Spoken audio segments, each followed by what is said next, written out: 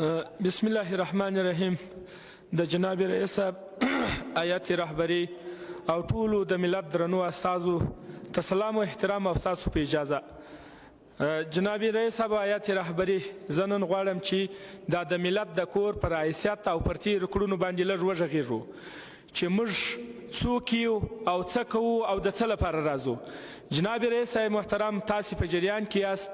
په 11مه تقنیني دوره کې د پارلمان نوم په چرلمان واوښتی او په تلویزیونونو کې ډرامې و ډنډورې راپسې جوړې سولې او کله ناکله مو ازري هم رسنۍ اخلي او په ښار کې مو هم پولیس ټکوي.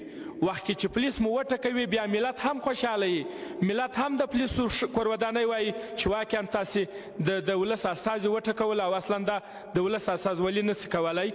نو زه نه پوهېږم چې علت په څه کې دی او ولې دی. جناب رئیس صاحب، ملت موږ تعقیبوي، ورځ تر بلې زموږ کارکردګي ګوري. زموږ کارکردګي دا ده چې موږ د جلال آباد د هسکې مینې د شهداو د مسولینو څخه پوښتنه ونه کړه او د دوی د وینو او خونریزۍ جزا مو هیڅ چاته ورنه کړه او هیڅ پوښتنه مو ونه کړه.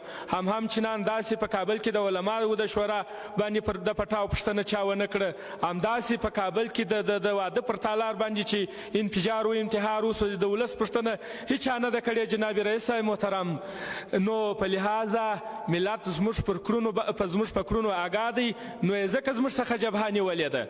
جناب رئیس صاحب، موږ چې تالار ته راځو په ښار او په وطنو کې اوازې و ګنګوسې دي چې د ولس استازي تالار ته نه حاضرېږي. موږ نه پوهېږو چې تالار ته راسو